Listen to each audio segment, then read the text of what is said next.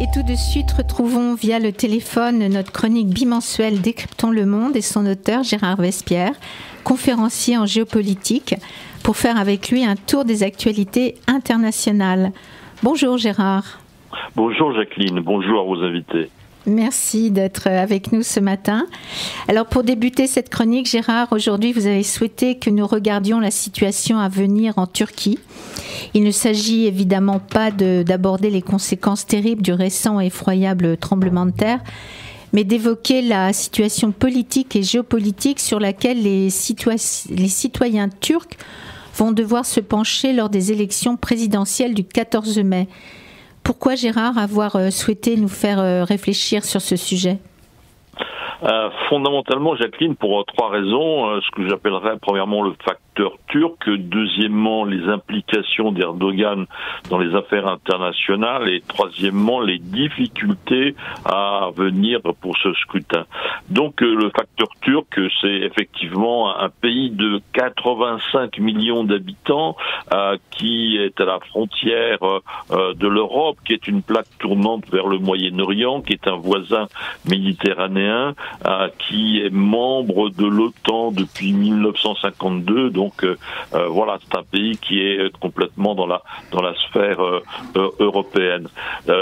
Deuxièmement, donc les implications d'Erdogan, elles sont nombreuses dans la vie internationale.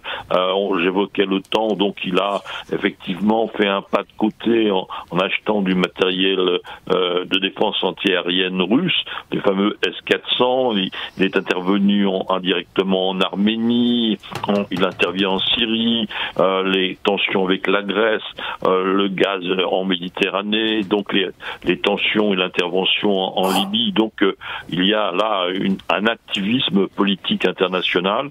Et troisièmement, eh bien la situation turque intérieure est très complexe et difficile pour lui. Donc nous sommes devant un résultat très incertain, pas forcément favorable, et le maintien ou pas d'Erdogan au pouvoir aura donc de substantielles répercussions sur le pays et dans les dossiers internationaux où la Turquie est impliquée. Oui, et alors quelles sont les difficultés multiples auxquelles le président Erdogan est confronté alors qu'il nous semble plutôt aguerri par toutes ces années au pouvoir ?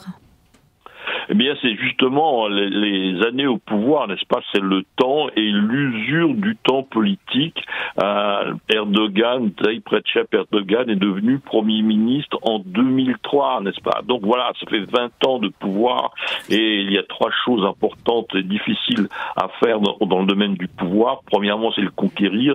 Deuxièmement, c'est l'exercer. Et troisièmement, c'est durer au pouvoir. Et là, c'est cette troisième difficulté à laquelle Erdogan est confronté. Après 15 années d'économie que je pourrait qualifier de glorieuse, n'est-ce pas ? Il y a eu un environnement international très favorable.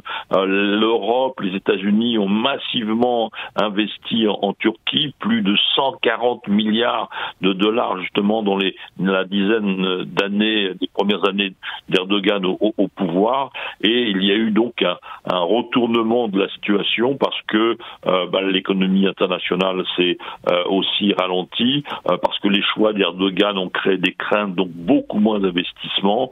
L'inflation a commencé à poindre et avec le glissement de la livre turque sur les marchés, la crise du Covid, l'impact du tourisme, donc un retournement économique, une répression sociale aussi, autre thème très important, ou sociétal plus exactement, depuis 2016, la répression contre le coup d'État qui a été fomenté contre lui, oui. Donc action contre la justice, contre le pouvoir policier, contre l'université aussi, et puis donc une répression contre les opposants politiques.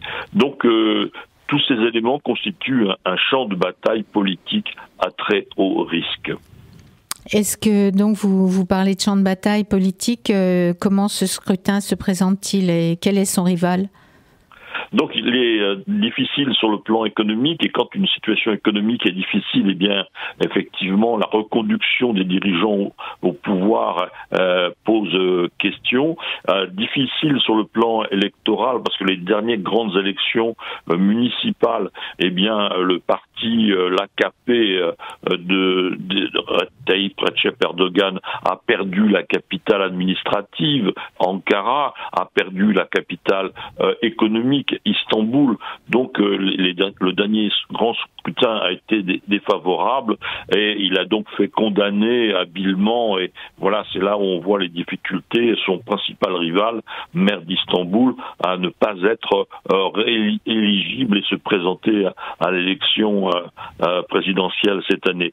Il y a eu donc 6 grands partis d'opposition qui se sont finalement regroupés autour d'un candidat, donc du parti CHP, le parti créé par Kemal Atatürk, qui est devenu président en 1923, l'homme de la Turquie moderne, voyez-vous, juste un siècle, année pour année après, et c'est Kemal, justement avec le même prénom, Kılıçdaroğlu, qui a été choisi, d'un député de 74 ans, et donc qui est présente une image d'apaisement, de réconciliation, et il se pourrait que le parti pro-kurde HDP, sans candidat, apporte ses voix indirectement. Donc il y a une coalition vraiment contre Erdogan. Les premiers sondages avant cette nomination de son rival Kemal Kılıçdaroğlu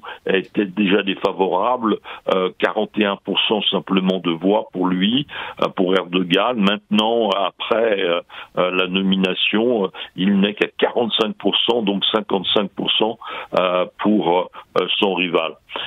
Nous n'avons plus à attendre que 60 jours. Le dépouillement risque de prendre un peu de temps. Oui, et peut-être aussi une dernière question concernant ces élections. Les conséquences du tremblement de terre pourraient-elles aussi avoir une quelconque répercussion sur le scrutin ? Écoutez, effectivement, c'est une plaie ouverte sur la Turquie, et beaucoup de commentaires ont été faits sur le manque de respect des constructions, des règlements administratifs, donc la corruption et tout ce qui s'ensuit. Donc cela crée un climat de tension interne important en Turquie, et malgré l'aura de ce président, son savoir-faire politique, et bien cet obstacle-là intérieur et douloureux, près de 50 000 morts, est une difficulté supplémentaire. Voilà, donc on attend un suspense.